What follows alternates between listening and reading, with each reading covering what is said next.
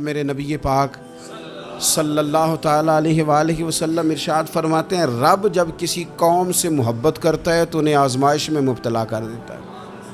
پھر فرمایا اگر وہ اس پر صبر کریں، اللہ کی قضا پہ راضی رہیں تو پھر اللہ بھی ان سے راضی ہو جاتا ہے، اور اگر وہ ناراضگی کا اظہار کریں کہ یہ مصیبت کیوں آئی تو پھر اللہ بھی ناراض ہو جاتا ہے۔ اللہ تبارک و تعالیٰ ضرور آزمائے گا، خیر کے ساتھ بھی اور پریشانی کے ساتھ بھی۔ انسان پریشان اس وقت ہوتا ہے کہ جب وہ محنت کرتا ہے تو وہ کہتا ہے نتیجہ میری مرضی کا آنا چاہیے، یہ اس کا سب سے بڑا نقصان ہے۔ آپ رزلٹ کبھی اپنی مرضی کا نہ مانگیں، یہ دعویٰ ٹھیک نہیں۔ بہت سارے لوگوں کو جانتا ہوں جو کہتے ہیں میں بندہ بھی ٹھیک ہوں بھی دیانتدار، محنت بھی بڑی کرتا ہوں، توجہ بھی میری پوری ہے، پر پھر بھی معاملہ صحیح کیوں نہیں ہوتے؟ تو میں کہتا ہوں پہلی باتیں ساری ٹھیک تھیں، آخری والی غلط ہے۔ اس لیے کہ محنت آپ کریں ساری، پر بندے نے رہنا تو بندہ ہی ہے نا۔ ساری محنت کر کے آپ کبھی اس نقطے کو سمجھ جائیں نا کہ 950 سال نبیوں نے تبلیغ کی، ہزار سال انبیاء نے تبلیغ کی، انبیاء نے، رب کے تربیت یافتہ لوگوں نے تبلیغ کی، 2 لوگوں نے کلمہ پڑھا، 4 لوگوں نے کلمہ پڑھا، لیکن میں آپ کو دیانتداری سے بتاتا ہوں کہ وہ کامیاب ہو کے گئے دنیا سے۔ انبیاء کامیاب ہوئے، کیوں؟ اس لیے کہ رب نے انہیں کہا تھا جا کے پیغام دینا ہے، یہ نہیں کہا تھا کہ بندوں کا بدلنا بھی ضروری ہے۔ ہمارے بچے پتہ کیا کرتے ہیں؟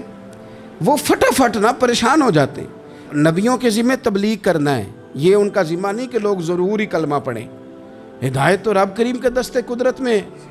انبیاء خلوص سے، للہیت سے جد و جہد کرتے رہے، لیکن انہوں نے یہ نہیں کہا کہ مالک اتنی محنت کی ہے بندے ٹھیک نہیں ہوتے، یہ نہیں کہا انہوں نے، اس لیے کہ جو ان کی ڈیوٹی تھی انہوں نے ڈیوٹی صحیح کی۔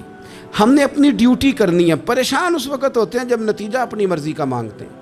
نتیجہ نہ اپنی مرضی کا مانگے، رزلٹ نہ اپنی مرضی کا مانگے۔ اور جناب پیر صاحب میں فلانا وظیفہ بھی پڑھتا ہوں، فلانا وظیفہ بھی پڑھتا ہوں، فلانا وظیفہ بھی پڑھتا ہوں، دل نہیں صاف ہوتا، تو میں نے کہا یہ تو اللہ نہیں کر رہا ہے۔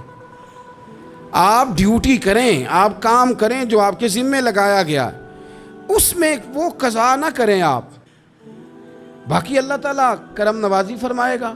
دیکھیں ایک بادشاہ تھا، اس کی سلطنت میں نا وہ قوم بنانا چاہتا تھا۔ ہمارے بادشاہ، ہمارے حکمران قومیں نہیں بناتے، لوگوں کو اپنے حق میں قائل کرتے ہیں۔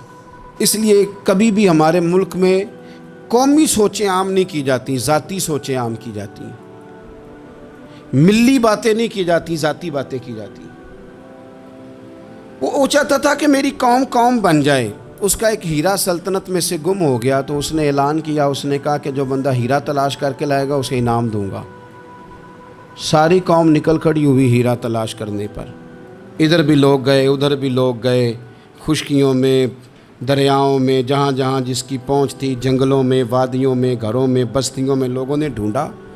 ساری قوم ایک ہیرا تلاش کر رہی ہے۔ بالآخر سب لوگ جمع ہو گئے ایک میدان میں۔ ایک بندہ اوپر چڑھا بادشاہ کے پاس، وہ اونچی جگہ پہ کھڑا تھا، اس نے کہا جناب یہ ہیرا مل گیا ہے۔ اب جب ایک کو ہیرا مل گیا تو باقیوں کے چہرے اتر گئے کہ یہ کامیاب ہوا، ہم ناکام ہوئے۔ بادشاہ چونکہ ان کی تربیت کے لیے یہ کام کر رہا تھا، اس نے کہا تمہارا کیا خیال ہے کہ اس ہیرے کے بغیر میرا گزارا نہیں تھا؟ کہ تمہارا کیا خیال ہے کہ ہیرا میری سلطنت سے نکل گیا تو مجھے زوال آ جائے گا؟ اس نے کہا یہ تو ایک ہیرا ہے۔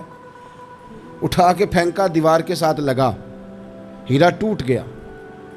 اس نے لوگوں سے کہا تمہارے چہرے اترے ہوئے ہیں، میں تمہیں ایک بات سمجھانا چاہتا ہوں، ہیرا ایک ہی تھا، ایک ہی بندے کو ملنا تھا۔